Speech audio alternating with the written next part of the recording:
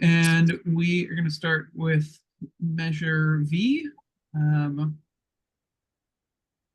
which is a measure to change the voting age in local elections. And I'm going to hand it over to Preston to summarize this one. Yeah, so I'm going to attempt to give a straight summary of each of these, and then do you want the pro after that, or do you want the pro to come out in questioning? Well, up to you. I'm sorry, what? Up to you. I think probably easier Okay. to do it all at once. Okay. All right. Well, I'll start with the straight summary and then indicate when I transition to the pro part. So this measure proposes to amend the charter to provide for the city council with regard to city elections, both for city council and for measures, and the school board for school district elections, both for trustees and for school district measures, to lower the age of voting in Albany from 18 to 16. And it would allow each of those bodies to make that change based on simple majority vote, so a vote of 3 or a majority of however many members there are at the time. And the provides direction that the considerations for whether or not to lower the voting age are implementation and cost, if I recall correctly. So that is the measure in brief. It's pretty straightforward. It does also have some. Well, it takes the opportunity to do some cleanup as well in the election section of the charter, but that's not really worth belaboring here. So I think that's hopefully a relatively straight representation of what it is. The pro for it is that research shows a number of sort of interlocking effects. One is that there's no difference between 16, 17, and 18-year-olds statistically with regard to what is called cold decision making or cold cognition. This is cognition characterized by a lack of time pressure and a lack of peer pressure. While there is a substantial difference on hot cognition, which is decision making under time pressure and under peer pressure. So I think as the popular image of teenagers is based on a latter, that their hot cognition is not as developed, not as functional, not as effective, and less attention is paid to their cold cognition. But in terms of neuropsychology, there's no difference. So that there's no scientific basis for not lowering the voting age to 16 or having 16-year-olds be allowed to vote. That same research does find there is a substantial and significant difference between 14-year-olds and 16-year-olds in terms of cold cognition. So there is a biological age of franchise.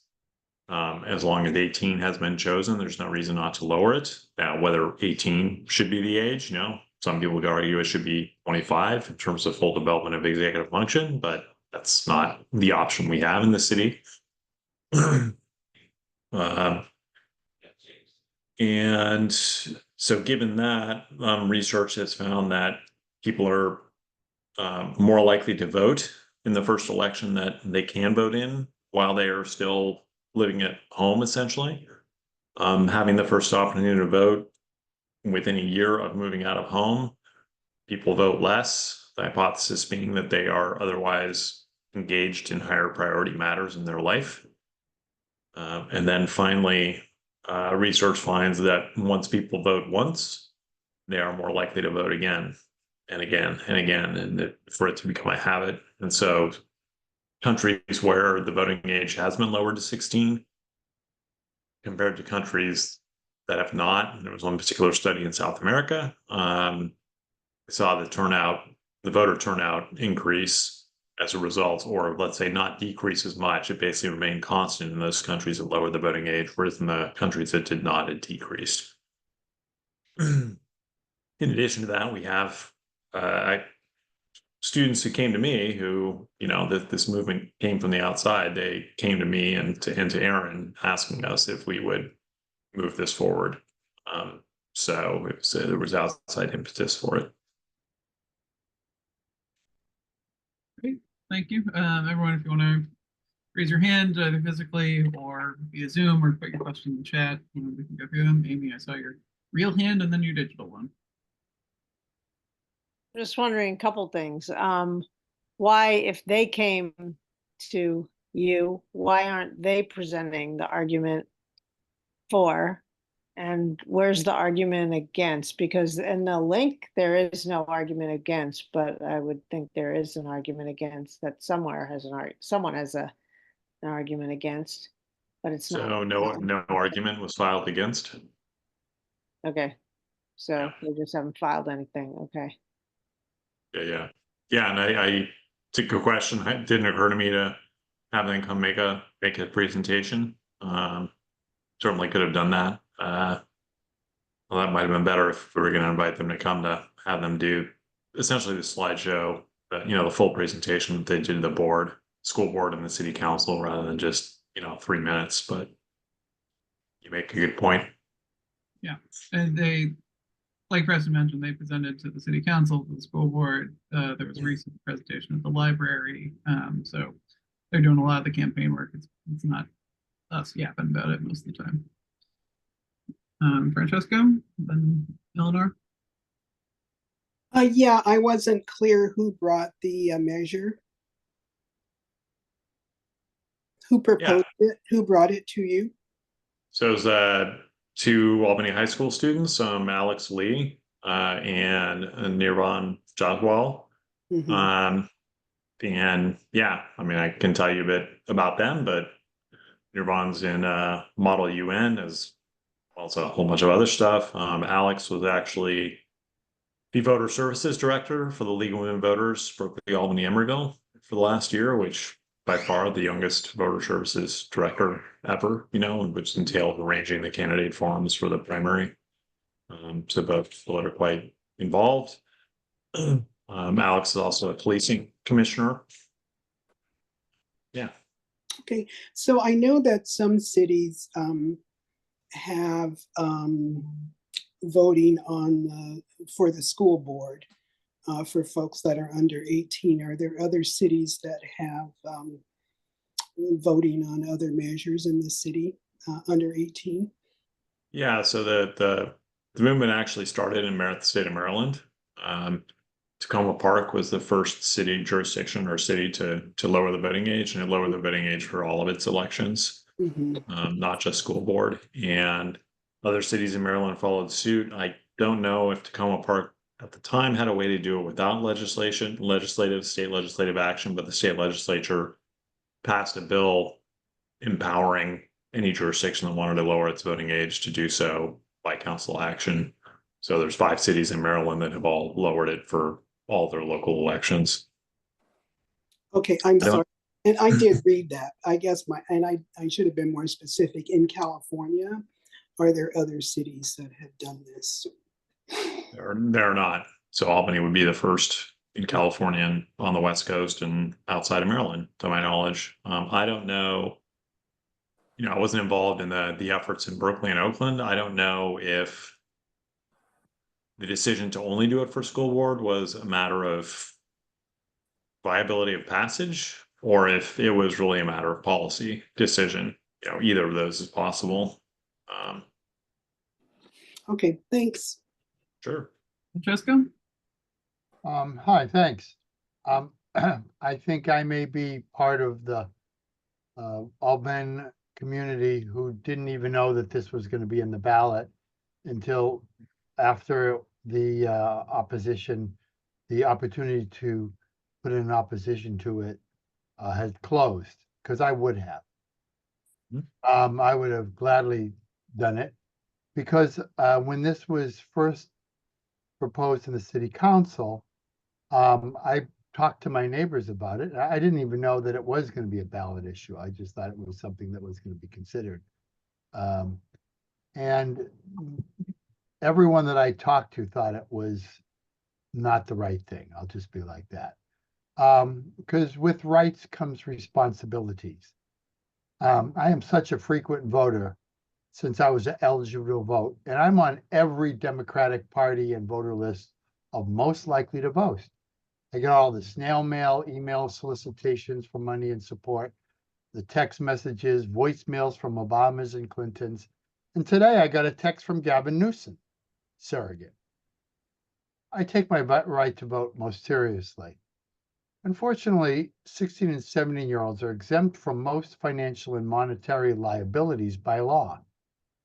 And as minors, they receive special protection regarding privacy, legal liability for criminal acts, protection from predators. They are legally unable to enter into binding financial and personal contracts for their own protection. I know this from my work. They are unable to buy cigarettes or alcohol or legal recreational drugs. And criminal penalties for crimes perpetrated on minors can be enhanced. Society is just beginning to understand the effects of social media on children and minors. How much of their information regarding politics is delivered through their social media filters? Can't we just let them have 2 more years to mature? Are they really able to make informed decisions about financial obligations that they will probably never have to pay? Minors in California under the age of 18 are deemed to lack the mental capacity required to enter into binding agreements under the law. If 16-year-olds can vote, I think they should have the responsibilities that come with that right. But we can't suddenly give them all these responsibilities. I personally, and I think most of the people that I've talked with, believe that offering them the right to tell me and my fellow taxpayers how we can vote, who we elect, what kind of bond measures are passed that I'm going to have to pay and they're never going to have to pay, and that they suddenly will have financial maturity and understanding without ever necessarily having a job or pay taxes, I think is quite the stretch. And I think the public believes that as well, despite whatever you have, Preston has told us about the science. I think people know what's practical and what's real about their kids. And I guess we'll find out in November. Thanks, Francesco. I'm going to ask that we keep after each presentation to mostly questions, and then we can do the fuller discussion at the end of the meeting, but appreciate it. Amy? Just to clarify, Preston sort of alluded to it, but Berkeley and Oakland are, for Eleanor, Berkeley and Oakland are 2 of the cities that have 16 and 17-year-old voting just for school boards, for anyone who's listening here. Yes, and they've been tied up in implementing that, but that is actually, the ball has recently gotten rolling again on that, so it'll be implemented. Yeah, I saw that they had that. I guess my question was having full voting rights aside from the school district. Thank you for that clarification. Seeing no more hands raised or questions in chat. Thanks all again. We'll have a chance to discuss this further in the discussion section at the end after we go through all the measures. Next, we will move to measure S, which is charter appointment on the appointment of city officers. And Preston again. Yeah, so again, the straight measure is to transfer the authority for appointing officers, which includes department heads and department heads, from the city council to the city manager. So that's the measure. In brief, it's a charter amendment. Moving to Y, in a council manager form of government, the manager, it's standard for the manager to have that authority. It's unusual for the council to have that authority. Reviewing the authorities in Alameda County, I think 10 of the cities, if I recall, the manager and or administrator have the authority to appoint / hire department heads and officers. In addition, it is, yeah. Well, I will say that in the last, reviewing the last 8 to 10 years, there's no occurrence in the record where the city council did not appoint the candidate that staff brought to the council for department head. But we recently had an incident where the day that it was coming to council, which was, some amount of time of a necessity after that top candidate was identified by staff, an hour or two before it was good to go to council, that candidate accepted a position with another entity. So we lost, and that was financial services director. So I cannot say definitively that if the city manager had had the authority to make an offer as soon as they determined, or she determined, that who the top candidate was, if they would have been able to get that person to come to Albany. But having a week or two delay, which is what it could be because the council's involved, certainly can't help. And so given the record that the council has not, at least in the many years I looked at, I didn't go back forever, but in the many years I looked at, the council has not changed who it was that actually took the position. There isn't a value add there. There is a potential value remove in terms of hiring, and it is also not in alignment with the council manager form of government, the purpose of which is to professionalize staff, to put implementation of policy in the hands of staff and under the responsibility of the city manager, while the setting of policy is with the city council. And the reason for that is because when the city councils were involved in implementing policy, specifically involved in running the city, it was an opportunity for a lot of corruption, graft, nepotism, and whatnot. The council manager form of government was a evolution to reduce the opportunity for that was developed over 100 years ago. That's Albany's form of government. So I need to go step away and help Michelle with something real quick, but I will be listening, and Aaron, I'm sure, can answer if I'm not here at the moment. Any questions on this one from anyone?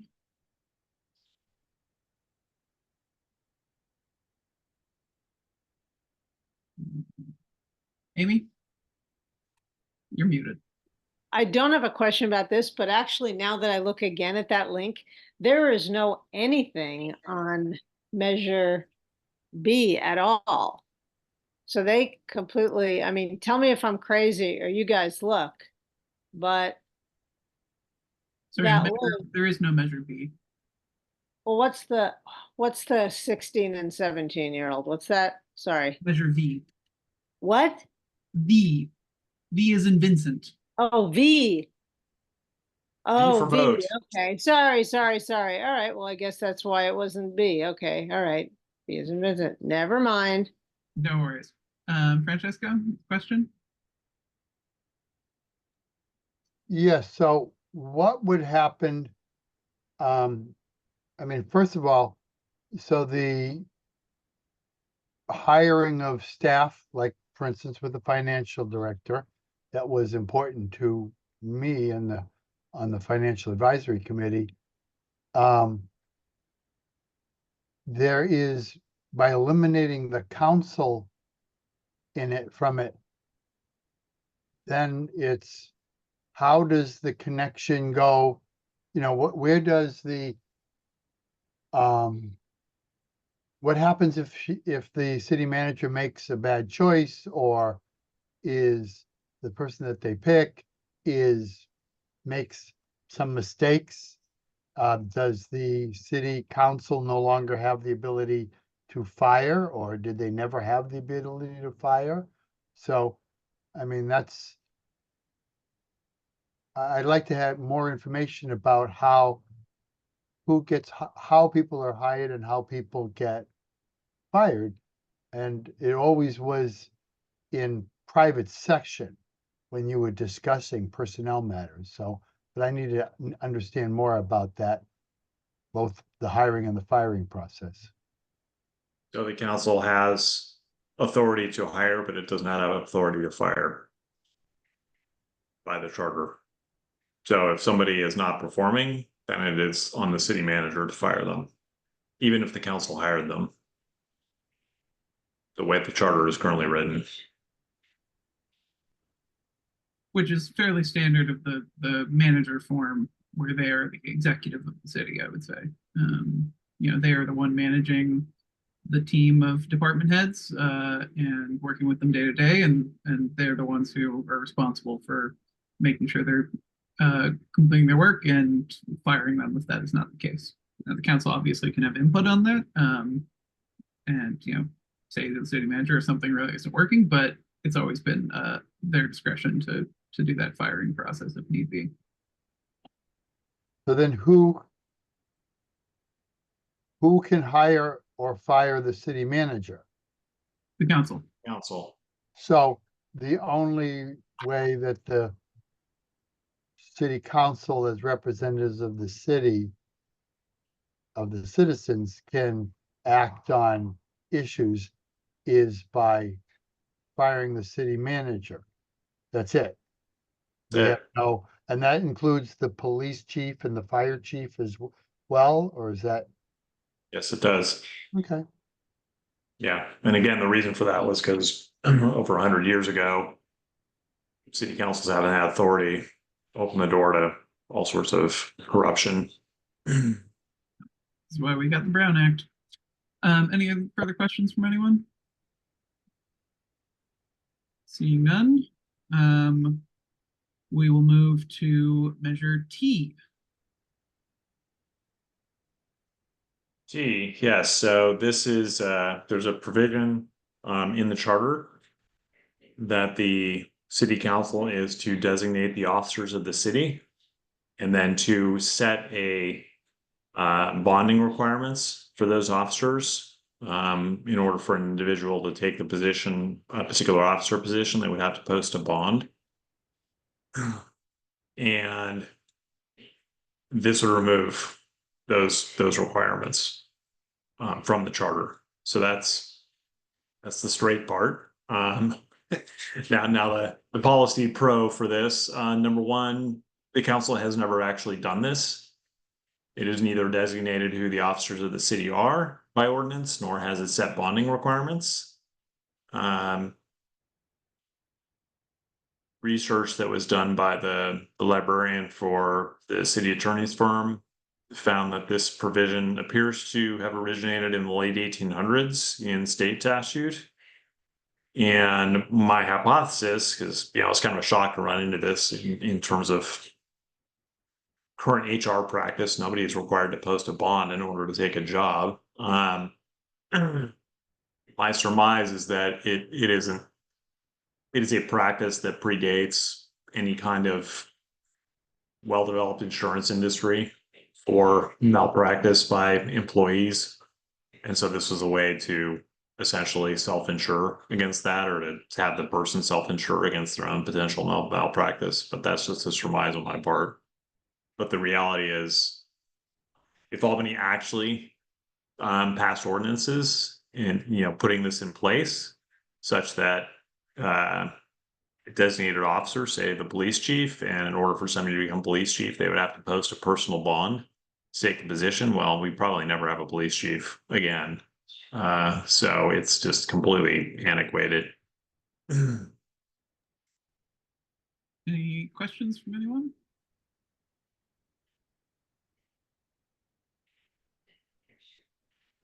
Going once, going twice. Seeing none. It's a pretty open and shut one. Makes sense. See, that was T. So we'll move on to measure U, which is about the city's bonding limits. Preston? So the city charter specifically mentions in the section regarding purposes for which it can sell bonds, schools. And that came to my attention because in the revenue session, I believe it was last fall, maybe it was early this year, staff represented that almost all the city's bonding capacity was used up by the bonds that have been issued by the school districts, which was a shock to me. Having followed the city for 30 years and being at a lot of meetings, I'd never heard this nexus before.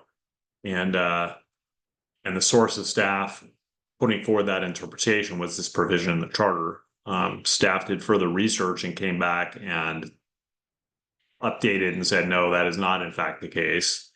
The school district has its own bonding capacity. It's been selling bonds against its own capacity that does not use up or count against the city's bonding capacity. And so given that confusion and the potential consequence of its recurrence, or probability of its recurrence and consequence if it was not properly understood, I brought this forward to eliminate that provision from the charter. Again, my guess is, historically, and it's only a guess, is that the reason that was in there is because at the time Albany schools were founded, when Albany was founded, there was no provision in state law for separate school districts or for school districts to have their own bonding capacity. So it was on the city to build the schools and finance the schools, which is no longer the case. Great, thank you. Any questions from any members here in chat or via raised hands? Once, twice, okay. We'll move on from, that was measure U. Now we'll move to measure C. Very good. So measure C is I think it's probably most accurate to say a replacement of 2016 measure P1. 2016 measure P1 is a property tax that funds the city to make sidewalk repairs. It's a special tax, so it's specifically to fund the city making sidewalk repairs, and the city has been using that funding to do so since then. That had a 10-year sunset, so that tax would end with the 2026-2027 property tax year.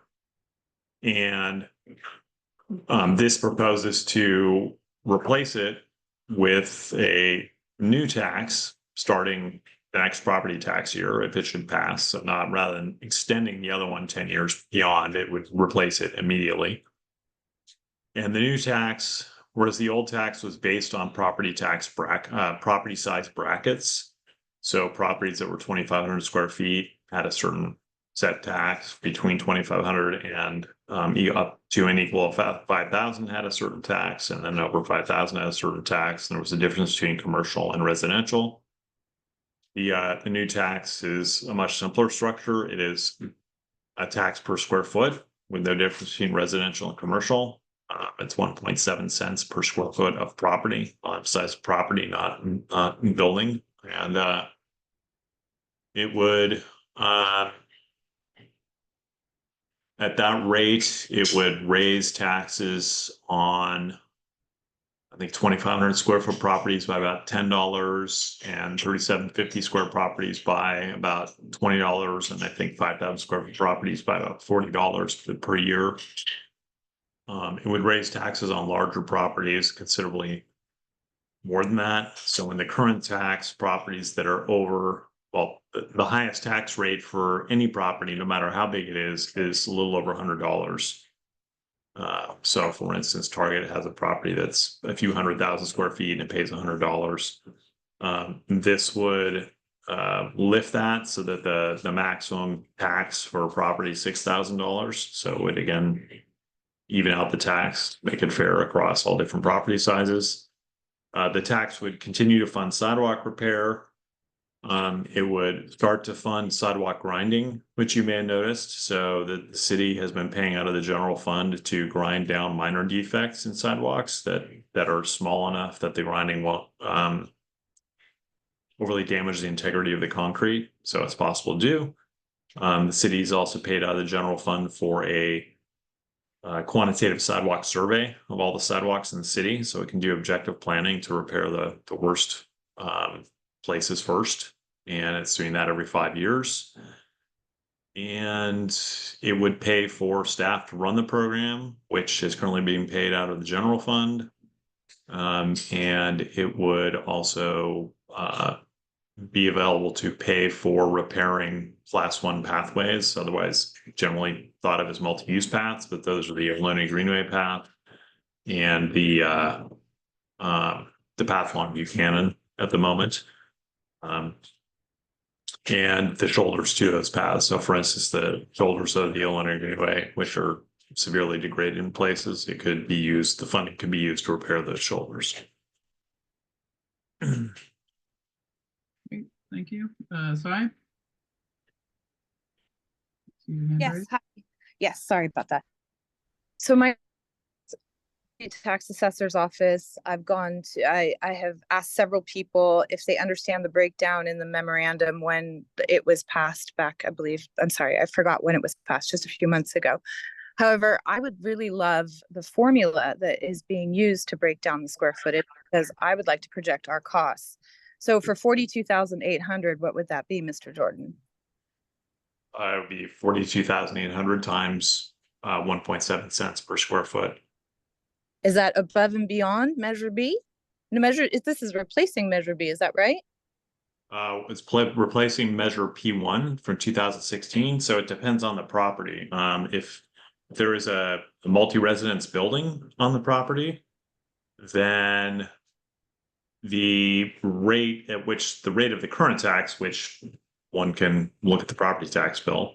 Essentially, anyone can look at any property tax bill for any property as public information, but the rate is for multi-residence buildings, the rate of Measure P1 is a fixed amount per residence. So I believe next year would be about $18 per residence. And so for, say, an apartment building of 5 residences that's on 5,000 square feet, this will actually be a tax cut. For apartment buildings that are, say, 20 residences on 20,000 square feet, this would actually be a tax cut. So for most apartment buildings, this actually provides a tax cut. So I have come to the same conclusion as well when I tried to break down the formula that was in Measure G, and it's just too good to be true. So if you could kindly give me the actual breakdown of how I would translate that. I have to use my number. You can use a fictitious number, but somewhere in the 1020s would be appreciated so that I can see the methodology. Yeah, sure. People can keep asking questions. I actually have done that. I'll bring it up now and I can send it to the club. Please. Thank you. Hmm? Thank you. Preston, do you need a second for that, or are you open to more questions? People can keep asking and I'll try to multitask. I'm not brilliant at it, but I'll try. I can help as well. Francesco? Was there ever a consideration to do the tax based on sidewalk length? Like for instance, I'd like to know what would happen at 555 Pierce Street, which has like 500 units. And I can't tell you what the length of their sidewalk is, but it seems like, one of the idea of fairness should be related to not just how much sidewalk that you actually get to use, because this is actually a form of a potential relief, because the property owners, weren't they liable for sidewalk repair? Yeah, so property, the owner of a property adjacent to a sidewalk. So to be clear, the sidewalks are city property and they are on city property. They are not on private property. But the city law, as in many cities, and there's some history to this, I understand, related to Prop 13, the city has imposed the requirement, the liability for repairing the sidewalk as well as for injuries that poor sidewalk repair might incur on the adjacent property owner. And that is still the case. And that will still be the case if this passes. So currently, and since 2016, when the city makes a repair, it issues a notice to the adjacent property owner saying, the city has made this repair, the liability is yours in the future. You know, this is essentially a one-off repair.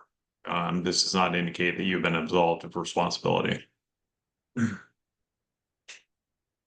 So to What your about the question about, consideration of, you know, you pay for what you get, you know, literally in terms of sidewalk. I have, my frontage on my is 33 feet. And it seems like that might be a grill, you know, because my lot is 33 feet wide. So charging me as a percentage of, you know, as a lot of the sidewalk, because that's my responsibility. That was never considered as a fair way of doing it. While I guess Golden Gate Fields, that basically has, let's just as an example, has no sidewalks, public sidewalks. Then they would still have to pay, whoever owns that property would have to pay based on the total square footage of whatever's on the site, even if there were no public sidewalks. so, I mean, it is possible, I've been told, to tax based on any physical attribute of a property. So it would be possible to tax, for instance, based on the perimeter of the property.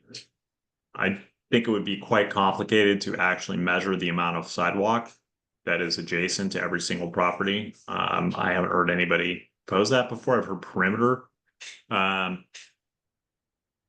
And another factor that didn't enter in around perimeter, or actually, I think somebody did bring up the idea of, well, how about street frontage? You know, if you calculated street frontage, whether there was a sidewalk there or not, was it that would penalize owners of corner lots, essentially? And which in the policy discussion at the time was thought not to be fair, because you know, we all use the sidewalk network. So should somebody who owns a corner lot have to pay, you know, 3 times, 4 times as much for repair, because they usually have more than twice as much sidewalk relative to other properties. As far as Golden Gate Fields, I mean, again, this would pay for repair of class 1 paths. And, you know, so there's a long class 1 path along Buchanan, which fronts Golden Gate Fields. So it's not perfect. I don't think there ever is a perfect. It is better than what we have now. And so I think it's moving in the right direction in terms of being equitable. So for instance, by going per square foot of property, without regard to whether it's residential or commercial, this will actually cut taxes for owners of small commercial properties relative to what they're paying now, because they were, because they were charged more per parcel than were owners of residential parcels. I apologize, my Google Drive seems to have crashed conveniently. That's where I have I have the file stored. Let's see if I can find it somewhere else, but I'll still work on that. Thank you. Amy? Yeah, I mean, we're not just paying for the sidewalk in front of our house, because that's not the sidewalk we use. And we don't just use the street, the little piece of street in front of our house, the little piece of sidewalk in front of our house. We pay into public taxes to fix the public facilities like the sidewalks and the roads, and to fund libraries or things of that sort. So, I mean, if you look at it that way, if there's 500 people in Pierce Street or something, that's 500 people using sidewalks and streets. And when people are going to Golden Gate Fields, they're using the sidewalks and the streets to get there. So, I mean, saying you should pay for something just because of where you live, how much sidewalk there is, that's not the point. I mean, the point is the public use of things. And so this is just a fair way to tax, so we get to fix those public facilities for everybody. Sammy, asking that we keep it to questions until we get to the discussion bit. Simon, you have another question? Yes, hi. So I just want to be clear that I heard it correctly. So measure P like Peter 1 is the one that's being replaced by measure G. So measure B like boy will still remain. Is that right? I don't know what measure B refers to. So the only two measures that matter is 2016, measure P1, and then the measure we're discussing is measure C. Oh, I apologize. I didn't realize we moved on to the next measure. I was still on measure G. I apologize. I'm not aware there is a measure G for There's Albany no measure G. on the ballot. Measure G for goat? There's Measure no C. measure G. Measure C is the one we're discussing now on the parcel tax for sidewalks. For sidewalks. So we've moved on from, okay, that's fine. Apologize. I did find the table in email that I had sent. If Aaron can enable share. Yes, 1 second. While I'm doing that, Rochelle, you have a question? Yeah, I do. I'm curious whether there has been any examination of the quality problem with the sidewalks. We had one built in front of our house under the old measure, and I don't believe it's going to last more than, I'd be surprised if it lasted 20 years. It was crumbling at the edges shortly after installation. One part of it was so bad I think the city made the contractor come back and fix that portion of it. But the whole thing is really just not in good condition at all, and it's brand new.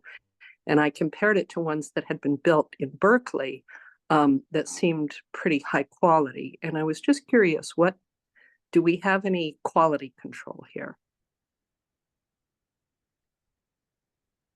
So quality control would be via staff. On this, there is no, on some contracts, the city will, or staff will propose, and the council always approves for, in my experience, hiring a engineering consultant as a construction manager.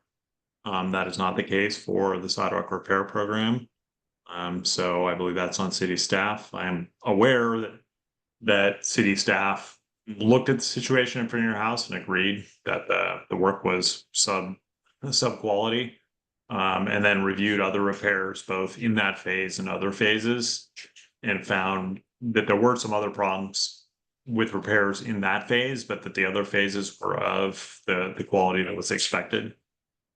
So your feedback did prompt a further investigation than just looking specifically at the site that you saw. Okay, well, I'm certainly personally grateful that you brought that to staff's attention and you persisted in getting attention. good, thank you. I would encourage the council to be kind of proactive on oversight. Our public works department is small and struggles, and perhaps and sometimes takes on too much. And I think the council needs to be looking over, exercising oversight in contracting. I have one other question, and that is, and this occurred to me walking up Marin the other day. There's a block I regularly walk on that is now almost completely overgrown with junipers. And there's actually just been some sidewalk repairs on that block, and it's lovely to see the sidewalk repairs. But where sidewalks are blocked by vegetation, that seems like about the easiest fix that we can do is sometimes just a friendly letter saying, your junipers are making it impossible for someone with a wheelchair to use this stretch of sidewalk. Can you please fix it? I would encourage people to, consider more proactive vegetation management. Given what we're investing in new sidewalks, it makes no sense to allow them to be blocked that way. Yeah, I would encourage people that observe those conditions to report them to the city, because it's hard for the city. You know, it's one thing to survey the condition of the concrete surface every 5 years quantitatively, vegetation. Obviously, moving faster than that, it's hard for city staff to know what's going on with all 60 miles of sidewalk in the city. So I think that's an area where people could really help out by letting city staff know, by sending a message to city council or city manager, you know, pick your favorite email address, saying that there is a problem at a particular address. I know that somebody took action on a sidewalk about a block away from me, and that did end up resulting in the rental provider who owned the property hiring a crew to cut back. And it was, yes, it was Juniper. So that's Okay, thank one of the you. main offenders. Yeah, it was a corner lot with Juniper down the long side, and it was pretty much the sidewalk was down to like 1.5 feet wide or 2 feet wide. So Okay, and you know, Nick is kind of objecting in the chat that I'm talking about this, but I think it's important when you're trying to pass a measure, if people are observing, you know, people are looking and saying, well, why is the city spending thousands and thousands of dollars to create this sidewalk? And, you know, next door, there's junipers that make it impossible to use the sidewalk. So I think it is that there is a relationship here people should consider. Thank you. Thank you. Amy, I saw your hand up. Did you have a question? No, I had a comment, so I'll wait till the discussion. Thank you. Much appreciated. I'm gonna go ahead and share my screen Yep. To show this table.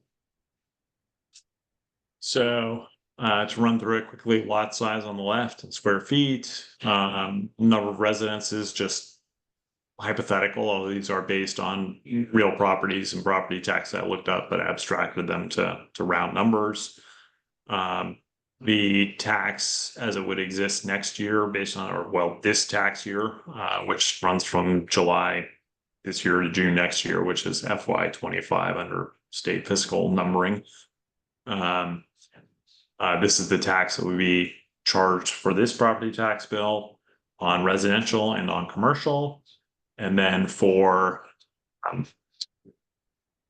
fiscal year 25, if Measure C was in effect, which even if passed, it would not be in effect this year, it would be in effect for the fiscal year 26. So it would start next summer. But what the charge would be, the difference in absolute numbers. So as I said, you can see for a 2,500 square foot lot with one residence, it would go up by $10.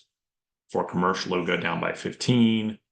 So on and so forth. 20 for 3750. And these are the standard single residence lot sizes: 2,500, 3750, 5,000. And then you can see the percent difference. So you got the absolute difference in dollars and the percent difference. And so you can see for these apartment buildings, you know, 20 apartments on a 10,000 square foot lot, which, you know, was one of the forms that I found. It would reduce the tax by half, so on and so forth. Brian, you've got a question? Yeah, so with the increased cost, how would you summarize what we get with it? You said everything that's in it, but how would you summarize the delta? Like what new things we're getting that are beyond the current P1? Yeah, well, so like I said, that the P1 didn't specify, and the city took on doing sidewalk grinding. And so this would allow that to continue, which is being borne out of the general fund currently, as well as the cost of doing these quantitative surveys every 5 years, so that we have an objective basis for doing sidewalk repair. So when this program funded by Measure P1 started, the city did not have that quantitative citywide data, and that admitted for the possibility and likelihood of inefficiencies, because the data was not uniform across the city, and so the city could not objectively pick the worst spots to repair. Further, it admitted the possibility of inequity, because in order to the city's data was based in part on complaints, And anytime you have a complaint-driven system, then you have heterogeneity because it's dependent on the level of institutional knowledge that somebody has, which is not uniform across society. So those that happen to know the program exists and that they can complain and get a spot repaired, they're more likely to get that spot repaired than those that don't know the program exists and or don't know how to complain. So it's improved the efficiency. So this quantitative survey every 5 years will improve the efficiency at which the program is improving the sidewalks. And the general fund has been bearing the cost of staff to run the program, which is unlike the program for road repair, the program for sewer repair and replacement. All of those infrastructure programs, the staff time is paid for by funding specific to those programs. And so this would put sidewalk repair in line with those other programs and not dragging on the general fund and core services. And then finally, it provides for, which didn't exist in Measure P1, for funds to be spent, revenue to be spent repairing Class 1 paths or multi-use paths and their shoulders.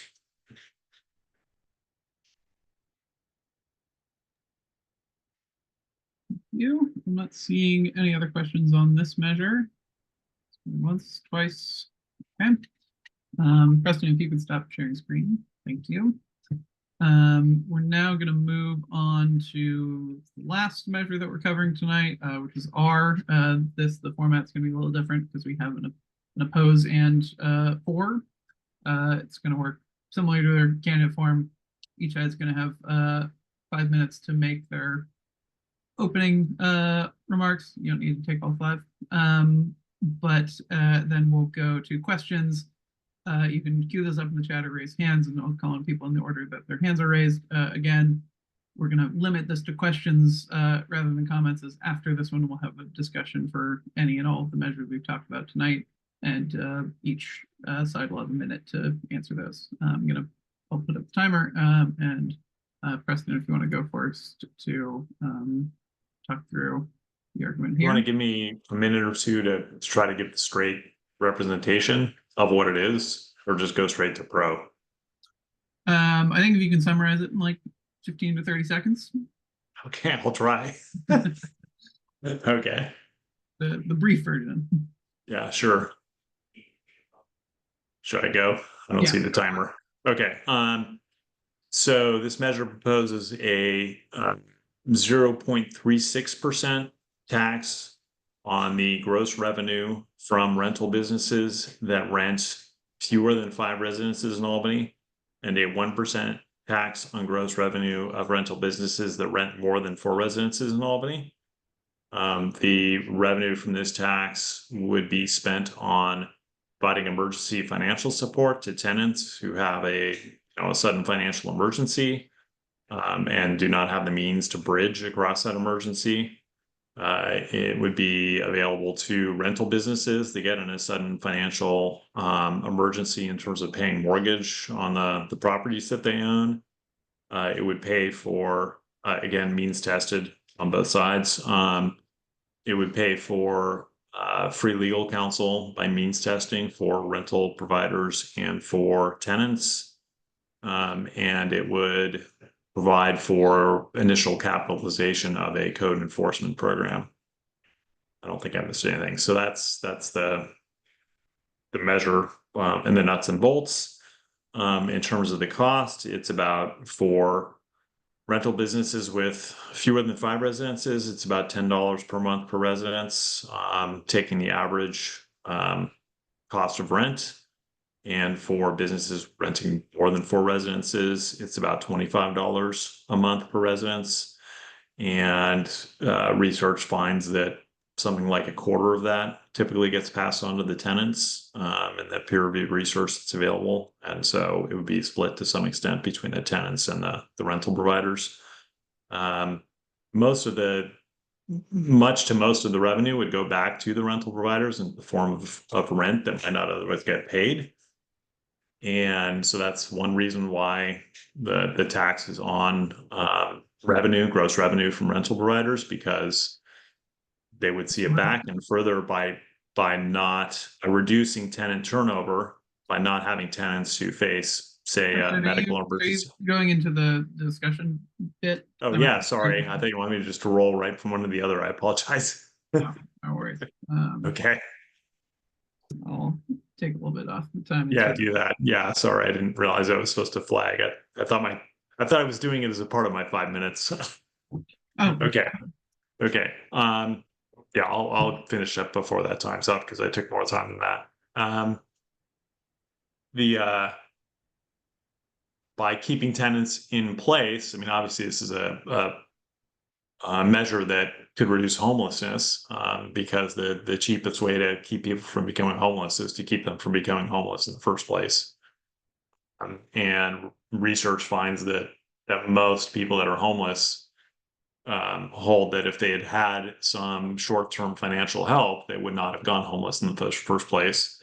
And most people that are homeless, unlike some urban myth, they became homeless from a residence that they occupied in the area. They didn't move here from Arizona. They didn't move here from New York. They didn't move here from Ohio. And so if we can keep the people who are in the area in their residence, then we will reduce homelessness.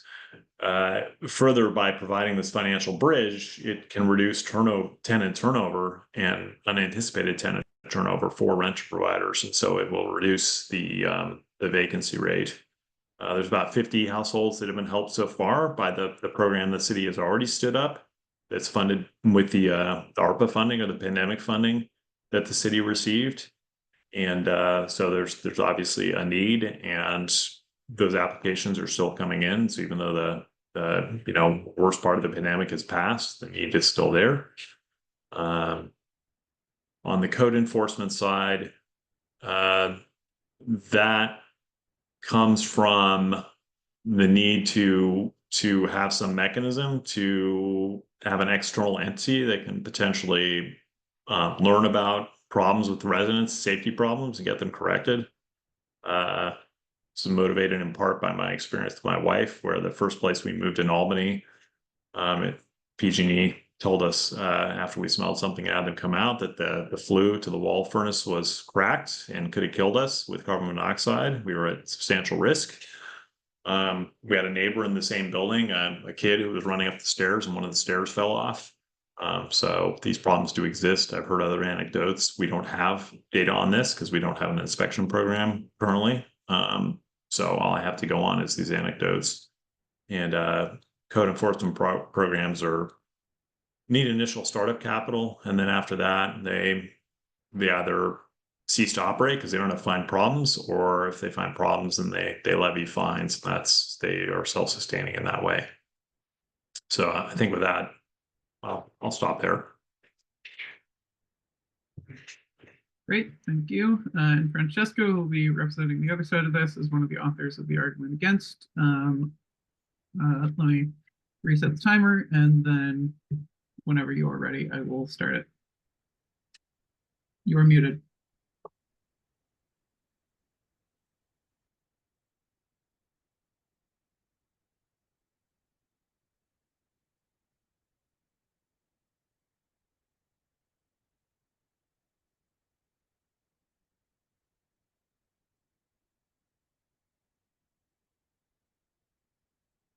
You are still muted.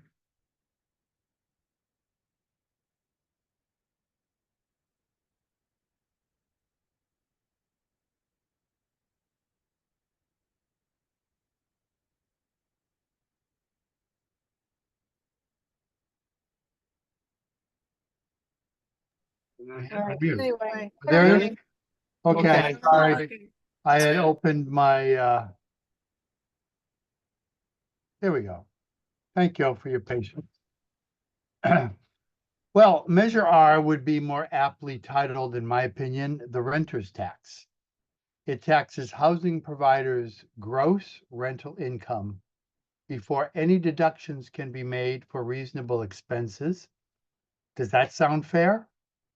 State and federal income taxes for all entities allow for proper deductions from income before taxation, but apparently not here in Albany. Unfortunately, property owners will pass this expense on to the tenants and seniors in the form of a rent increase, and I believe all rents will rise. I talked with one large housing provider who told me that their insurance for the building went up $55 per unit per month, year over year, for units that rent for $2,500 a month. Now you want that provider to tax them an additional $25 per month, but insurance is not just the only expense that's going up for property providers. We all know what it's like to hire people and pay them to maintain our houses. Not all housing providers have business licenses. The city knows about this discrepancy, but has made little or no effort to enforce the business license ordinance. This measure punishes those residents who pay their rent on time and the housing providers who follow the rules, while it rewards those housing providers that do not follow the rules. Ask the council members what percentage of all housing providers have business licenses, and I don't think they know. This measure was rushed onto the ballot without proper vetting by the appropriate committees like the Albany Financial Advisory Committee that advises the city council on crucial financial matters and would make a thoroughly reviewed measure assessment for fiscal soundness and long-term impact, and it would be impartial. I am a member of the Albany Financial Advisory Committee since its inception over 2 years ago. We would have done better for you, the public. Skipping this essential step raises serious concerns about the measure's readiness and potential unintended negative consequences. I believe to cynically secure votes to pass, this measure exempts all owner occupants like me, UC Village residents, and UC from paying our fair share. Instead of bringing us together in Albany, this measure will basically pit tenant against landlords, landlords against tenants. And is that what the Albany that we want? I believe the pandemic is over. People are back to work. The economic conditions for those 50 people have changed. But I really want to know how much of the $475,000 per year will be spent on helping tenants and how much will be spent on city staff salaries and outside lawyers. There should be a strict percentage of 75 to 90% of the $475,000 that must go to help pay the rent. Before we vote yes, we should know how much of those 50 families received in benefits and over what period of time. And how much money did we use from ARPA funds for staff salaries? They're related. In order to solve the housing crisis, which is caused by a shortage of supply, we need more housing. Measure All R says to all new rental housing developers, we will charge you 1% of everything that you make right off the top. Does that make sense if you want to encourage more housing? Let's take the time to find a better way to help those who need it most while bringing the city together to share in the community effort and cost, and for all of us to pay our fair share. I'd vote for something like that. Let's not divide us. Vote no endorsement for Measure R, the renter's tax. Thank you. Thank you. We'll move into questions. We'll alternate who goes first, and we each have 1 minute for each. So Francesca, you'll be going first for our first question. Sai, I see your hand. Hi. Okay, so I just want to make sure that I heard correctly because it was new news to me that only a quarter of it could be passed on to the tenant. That's the first time I'm hearing of this, and both of you are well aware, and Francesco is well aware of my position on the unfair cost distribution of city services being only plopped onto tenants and landlords. I mean, it's beyond me how you could possibly think that taxes and measures upon measures that this would be helpful to people staying in business and people actually staying in their units. But so am I right? Is that an amendment or is that a proposed amendment, or have you made that addition to the document that only a quarter could be passed? Francesco? No, it's actually meant for Mr. Tiedemann. Uh, I mean, Mr. sorry, Jordan, Mr. We're Jordan. doing, because there is a two sides to this, we are giving a minute each to the opposition and the pro argument, and because the pro started, we're starting this one with Francesco. When you're ready, Francesco, I'll start the timer. Well, I'm not sure what the quarter refers to. So, what I was concerned about was that, what percentage of the money that's going to be gathered will actually go towards rent help and not the, staff or lawyers. Because we've all been aware of, charities that have these high overhead and pay all their people, but give away very little money.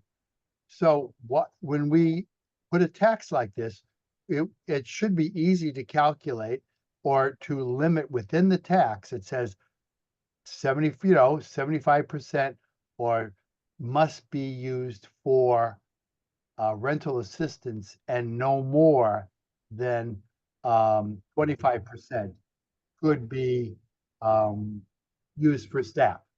Thank you. Thank you, Preston. Yeah, so there's no amendment. The 25% comes from peer-reviewed research into how much of a tax typically is passed on average from a rental provider to a tenant.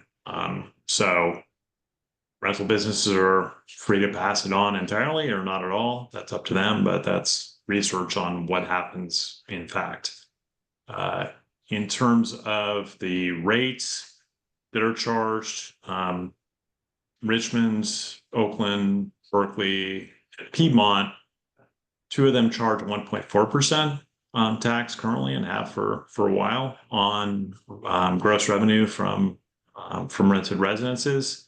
And two of them charge, I think it's about that much on businesses that have fewer than 5, and they charge over 2% on businesses that have more than 4. So we are not inventing this. We're not pioneering this. We're merely following the adjacent cities. Yeah. Amy? My question is, what percentage of housing providers, an estimate, because it's, I guess it'd be an illegal number, but what percentage are not licensed? Because it seems not to be fair if the ones who are licensed are being taxed and the ones who are skirting the rules and not being licensed are saving more money by not having to pay this tax. So what's an estimate for the unlicensed number of rental providers or percentage of rental providers in Albany? Preston, you want to go first on this one? Sure. So the city currently has $175 per residence, no matter size or cost, business license tax. And so comparing that to the number of residences that are rented that the U.S. Census has counted, U.S. Census Bureau, 75% of residences that are not University Village are paying for business license tax. That is down from some years ago. The city has had its tax consultant working on finding those residences in various ways and has been making progress and is committed to continuing to do that. So it is seeking to close that gap via monitoring various marketing avenues to be able to find out about residences and have an ongoing list of all residences that are rented. Thank you. Francesco?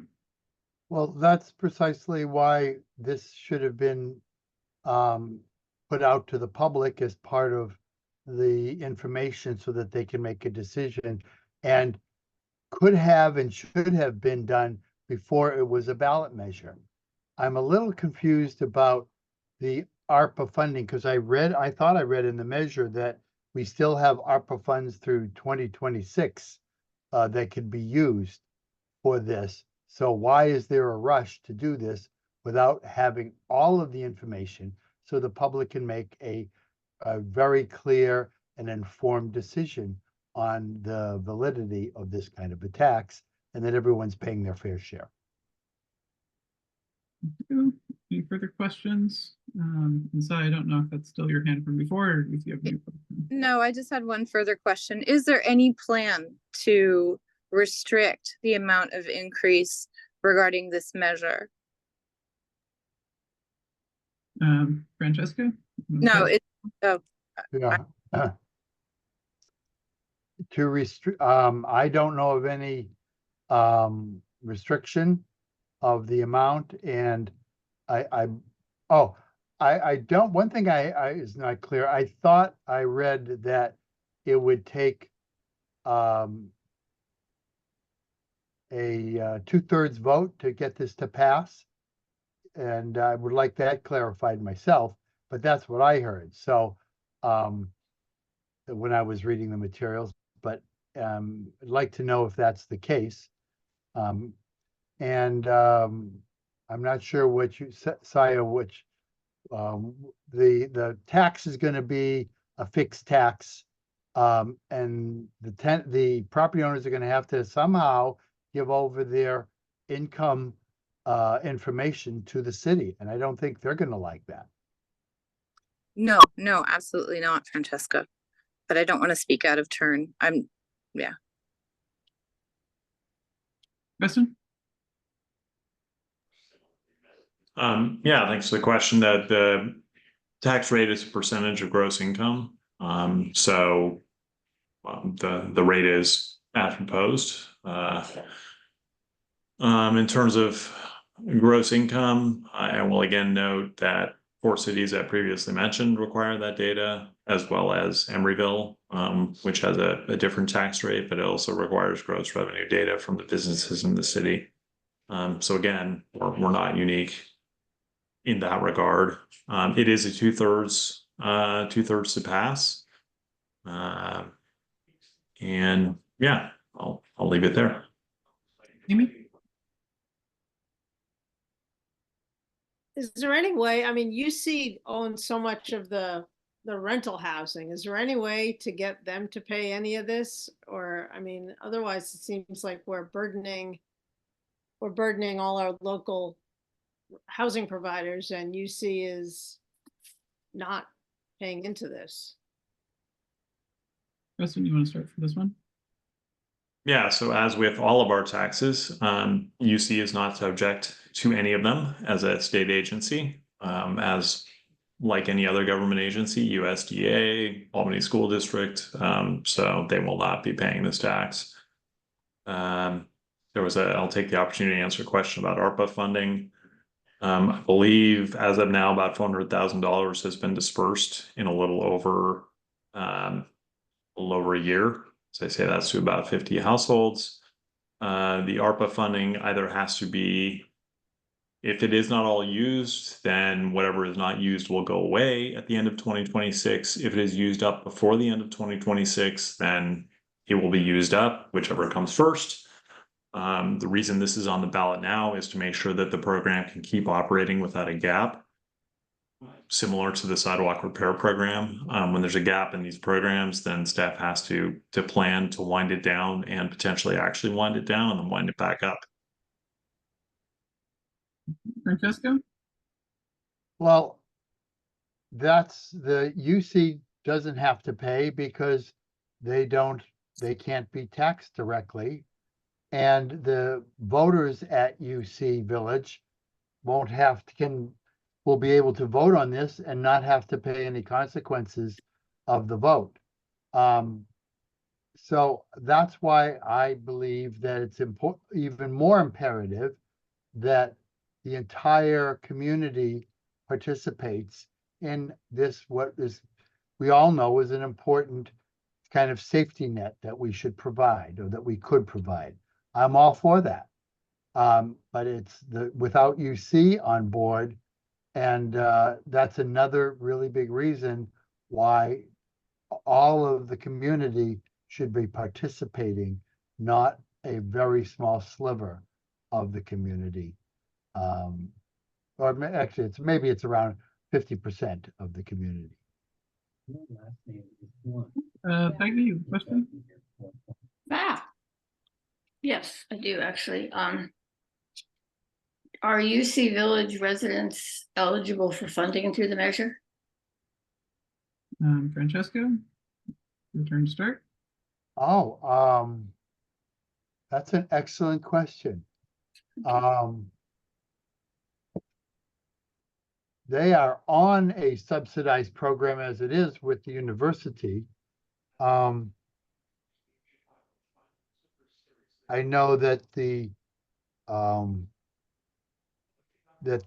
measure specifically exempts houses, housing providers that are, affordable and are subsidized from having to pay the tax. So, it seems like that could be a real thing, and maybe it could be. I don't know. It also hasn't been totally clarified whether the senior village, Belmont Village, will be having to pay and how they have to calculate their rental income. And whether the seniors there will have to pay. Okay, Preston? You just muted yourself. To my knowledge, they would not be eligible, but I should look into that further. I know that they're not eligible for any of the tax relief from any of Albany's taxes because they're not paid by the university. So there's provision to exclude them in Albany's property taxes. In terms of the assisted senior living, I will note that Belmont Village has a base cost for a studio of $9,000 a month. So it's not, and that is the majority of the assisted senior living in the city. 175 residences in Beaumont Village, so that's not really a low-income population. And I would submit that that is a population that can and should afford to pay this to help out the portions of our population that are not as financially advantaged. Okay, Amy, question? Right, that reminded me, when I saw this discussed at the city council meeting, a guy from Belmont Village was there and was basically trying to weasel out of paying the tax by saying it was all services and not housing. So has anything been determined about that? Preston? So at this time, the way it's written, it would not exclude all of that expenditure that occurs there. I will note that because Belmont Village is on UC property, it has not been subjected to any of Albany's property taxes, and so it has been essentially not paying $160,000 a year for the entirety that it has been in its existence. So this is a somewhat not complete corrective to that. Francesco? I'm a bit confused why Belmont Village would not be subject to certain taxes, as the commercial center with Sprouts pays lots of taxes to the city, business license taxes. So I would suggest that we look into that a little more closely to find out why they would be exempt. And it shouldn't be just because it's on UC property, because Sprouts pays taxes in their own business tax way. I do want to explain that there is a lot of services that when people go there, they can no longer care for themselves, and they need the support and the food and the cooking and everything. So there's a very large range of services provided by Belmont that is not rent. Any further questions? I'm not seeing any more hands up. Si, one more question? Then Yeah. we'll go to discussion.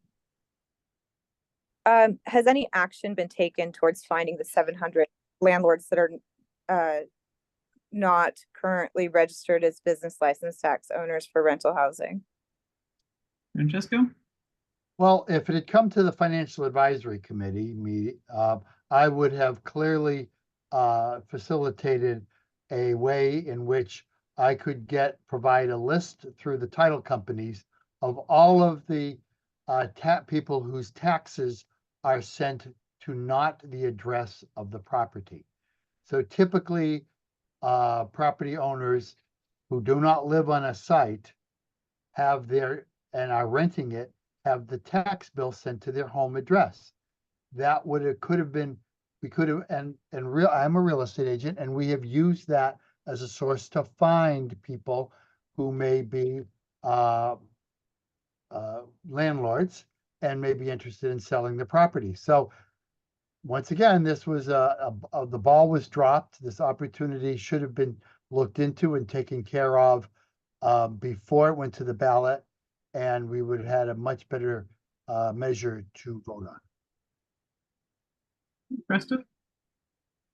I very much appreciate that tip. I believe I've discussed that with staff before, but it's far enough back because I think, Francesco, you brought this to my attention a few years ago that this phenomenon existed. Actually, I think it was before I was on council. And so I'll just reiterate that the city has had the tax consultant that it uses, pursuing this and closing the gap. The gap was much wider before I was on council.